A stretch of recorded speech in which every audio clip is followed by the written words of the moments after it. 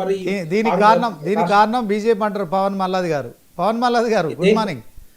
దేనికి దేనికి కారణం చెప్పండి? బీజేపీ దేనికి కారణం? బీజేపీ అసలు తెలంగాణను మరి పూర్తిగా సౌత్ తల్లి ప్రేమ చూపెడుతుందంటారు. పవన్ మల్లాది గారు, గుడ్ మార్నింగ్. నమస్కారం. నమస్కారం. చెప్పండి సార్, చాలాసేపు అయింది మీరు మాట్లాడుకుంటే. ఇప్పటి వరకు విన్నాను నేను. కోటేశ్వరరావు గారు చెప్పింది, ముంపతి శ్రీనందన్ గారు చెప్పింది, పివి రెడ్డి గారు చెప్పింది విన్నాను. అయితే ఎల్ఎన్టీ నిర్వహణ అనేది ప్రభుత్వం తీసుకోవడం హర్షించదగ్గటువంటి విషయం. ఎందుకంటే ఇప్పుడు కోటేశ్వరరావు గారు చెప్పింది ఇతర రాష్ట్రాల్లో కూడా ప్రభుత్వ రవాణాకు సంబంధించినటువంటి ఎల్ఎన్టీని వేరే రాష్ట్రాల్లో కూడా ప్రభుత్వమే నిర్వహించడం అనేది జరుగుతుంది. మన దగ్గర కూడా ఇది తీసుకోవడం అనేది కొంచెం బాగానే ఉంటుంది. కాకపోతే ఇప్పుడు మనం ఫ్యాక్ట్స్ చెక్ ఏంటంటే ఎల్ఎన్టీని నిర్మాణం చేసింది, దాన్ని ఇప్పటి వరకు రన్ చేసింది కూడా ఎల్ఎన్టీ సంస్థ. 13,000 కోట్ల రూపాయల అప్పుల్లోకి పోయింది. అప్పులు ఉన్నాయి. మాకు ఏదో ఫుల్ టైం సెటిల్మెంట్ 2,000 కోట్ల రూపాయలు చేస్తే మేము వెళ్ళిపోతాం అంటే 2,000 కోట్ల రూపాయలు వాళ్ళకి సెటిల్ చేసి వాళ్ళకి పంపించడం జరిగింది. ఒక 13,000 కోట్ల రూపాయలు మిగిలింది. ఆ 13,000 కోట్ల రూపాయల అప్పును ప్రభుత్వం ట్రాన్స్ఫర్ చేసుకుంది. అది మొత్తం ఇప్పటి వరకు ఫేజ్ 1 లో ఒక 72 కిలోమీటర్లు ఇప్పుడు ప్రస్తుతం అయితే ఎల్ఎన్టీ నడుస్తుంది. ఇది మన మెట్రో ట్రైన్ నడుస్తుంది.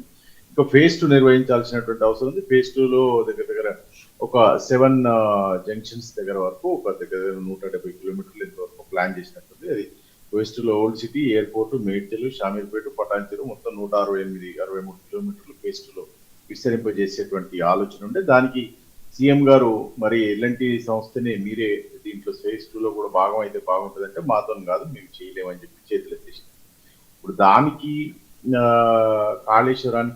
కాళేశ్వరంలో వీళ్ళు ఆల్రెడీ వీళ్ళ పర్ఫార్మెన్స్ అంటే వీళ్ళు కట్టినటువంటి మీడి కట్టుకుపోవడం, ఆ పిల్లర్లు ఊడిపోవడం, దానికి సంబంధించిన అంశం ఒకటి ఉండడం వల్ల ఎల్ఎన్టీ కూడా కంఫర్టబుల్ గా లేకుండా మేము ఇప్పటి నుంచి బయటకు వెళ్ళిపోతుంది దీంట్లో నుంచి అని ప్రభుత్వం మీద ఒత్తిడి తీసుకొస్తా ఉన్నటువంటి విషయాన్ని చూసి, అయితే ఇప్పుడు ప్రభుత్వానికి ఇది లాభదాయకంగా మారుతుందా లేకపోతే ఇబ్బందిగా మారుతుందా అనేది ఇక్కడ ఉన్నటువంటి మొదటి ప్రశ్న.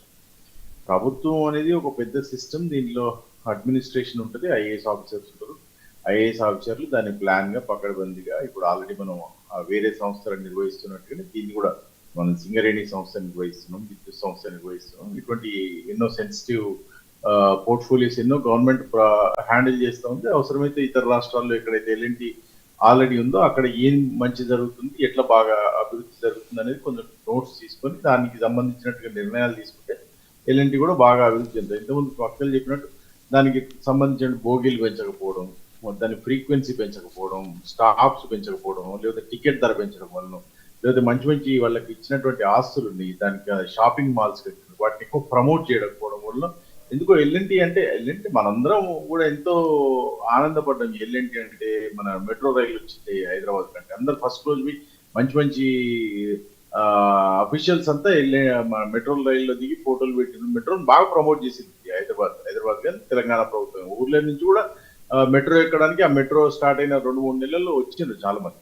వచ్చి మెట్రో రైల్లో తిరగాలి అనేది ఒక మంచి అది ఊపుని తీసుకొచ్చింది. అంటే ఇప్పుడు తెలంగాణ హైదరాబాద్ కి చార్మినారు, నక్లెస్ రోడ్డు, తర్వాత మెట్రో రైలు, ప్రసాద్ ఐమాక్స్ థియేటర్, ఇవన్నీ కొన్ని చూడాల్సినటువంటి ప్రదేశాలను ఎవరైనా ఊరు నుంచి వచ్చినట్టు చూస్తూనే ఉంటారు.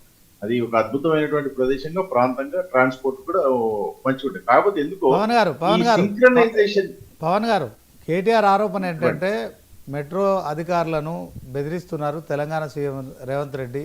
సో వాళ్ళు భయపడి పారిపోతున్నారు. ఒక దిగ్గజ సంస్థ సర్కారు దుందుడుకు చర్యతోని మరి రాష్ట్రం నుంచి వెళ్ళిపోతుందని చెప్పి చేసిన కామెంట్స్ని ఎట్లా చూస్తారు? మరి వాళ్ళంతగానో బెదిరిపోవడానికి ఎల్ఎన్టీ చాలా పెద్ద సంస్థ. అది మరి అదేం చిన్న సంస్థ కాదు, ఒక రాష్ట్రంలో ఉన్నటువంటి సంస్థ కాదు, భారతదేశంలో చాలా రాష్ట్రాల్లో ఉన్నటువంటి సంస్థ ఎల్ఎన్టీ. వాళ్ళని బెదిరించి అది అంతా నేను కేటీఆర్ గారు మాట్లాడేదాన్ని ఆయన ఇది పడుతుంది మాట్లాడు అంటే ఏదన్నా రెలవెన్స్ ఉండాలి. ఇప్పుడు వాళ్ళు ఔటర్ రింగ్ రోడ్ ని 8,000 కోట్లకు 30 సంవత్సరాలకు లీజ్ పడేసిండు. అది కూడా ప్రభుత్వం దిగిపోయే సమయంలో పడేసి ఇట్లా ప్రభుత్వ ఆస్తులను చాలా తక్కువకు అవుట్ సోర్స్ చేసి దాంట్లో ఏదో ఒప్పందం తీసుకొని వీళ్ళు బెనిఫిట్ అయినటువంటి విషయం మనందరికీ తెలుసు.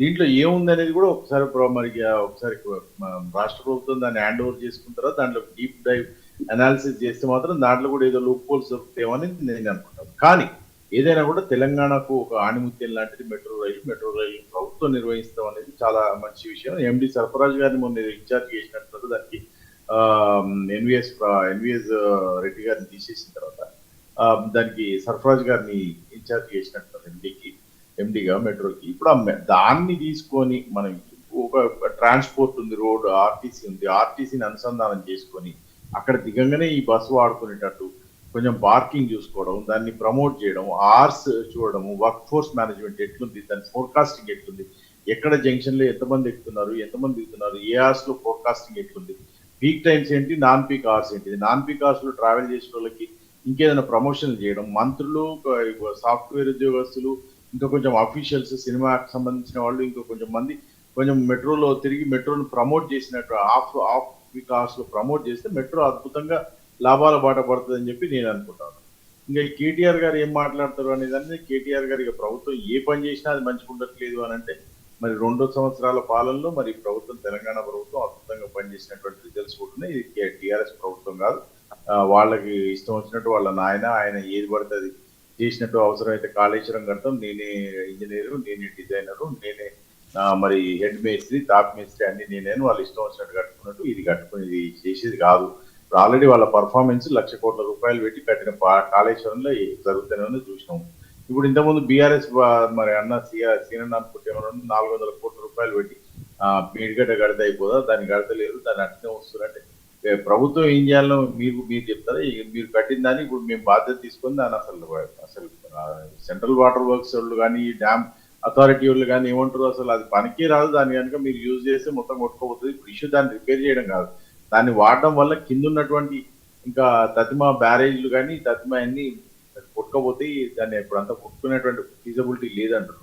తెలంగాణ రాష్ట్రంలో కాంగ్రెస్ ప్రభుత్వం వచ్చిన తర్వాత మంచిగా వరుణు వాడు అద్భుతంగా కరుణిస్తుండు, ప్రకృతి అద్భుతంగా కరుణించి మంచి వానలు పడతా ఉన్నాయి.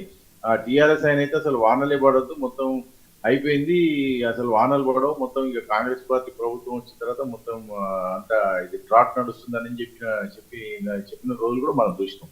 అద్భుతంగా ప్రకృతి కరుణించింది, మంచిగా ప్రాజెక్టులు జలాలతో నిండి కళ అంటా ఉన్నాయి, మంచిగా అద్భుతంగా ఉంది. మరి ఇప్పుడు అటువంటి సమయంలో ఆ ప్రాజెక్టు ముట్టుకునేటువంటి పరిస్థితి ఉండదు. సో సమయం వచ్చినప్పుడు దాన్ని ఏం చేయాలనేది అది చేస్తాం. అంతేగాని ఈ కేటీఆర్ గారు చెప్పినాను, ఇంకొక ఆయన చెప్పినాను, 400 కోట్లు పెట్టి 500 కోట్లు పెట్టి ఇప్పుడు దాన్ని రిపేర్ చేసేటువంటి పరిస్థితి లేదు. దాని మీద మొత్తం సిబిఐకి విచారణకి ఇచ్చిండ్రు. ఎఫ్ఐఆర్ కూడా నిన్న సిబిఐ ఫైల్ చేసినట్టు కూడా వార్తలు ఉన్నాయి.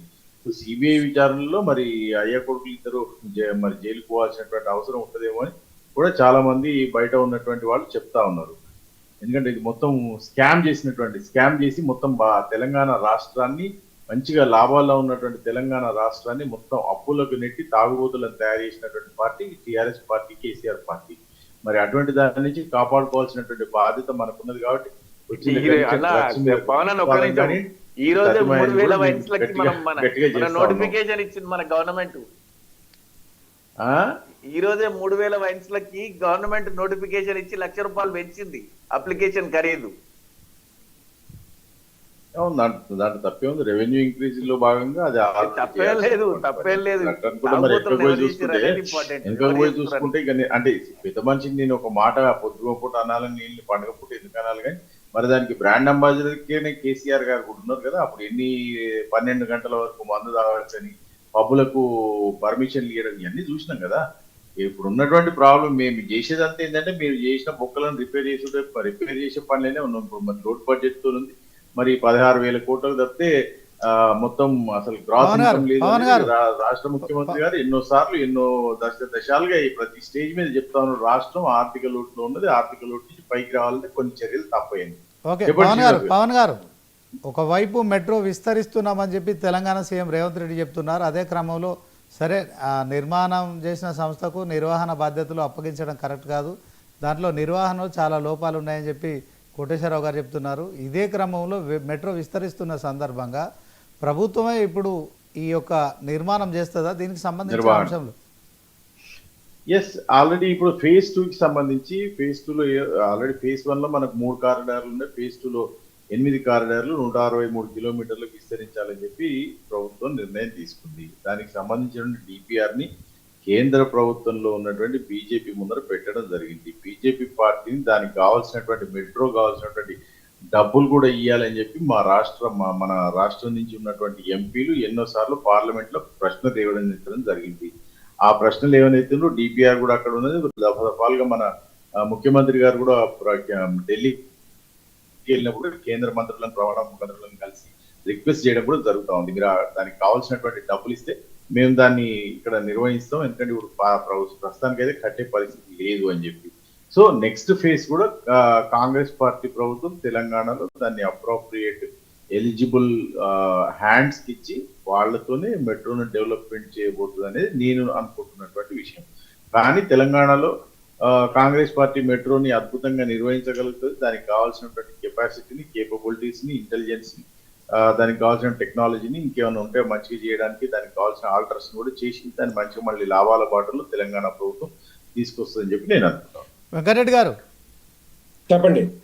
మెట్రోకు మీరు సహకరించడం లేదు, ఏపీకి మాత్రం మెట్రోకు వేల కోట్లు ఇస్తున్నారు, తెలంగాణ కోసం మాత్రం ఇవ్వట్లేదు, ఇది కాంగ్రెస్ ఆరోపణ.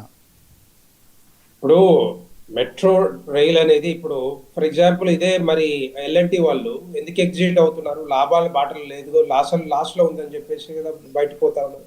సో అలాంటప్పుడు మీరు దగ్గర కాంగ్రెస్ ప్రభుత్వం వచ్చి 20 నెలలు దాటిపోయింది. 20 నెలల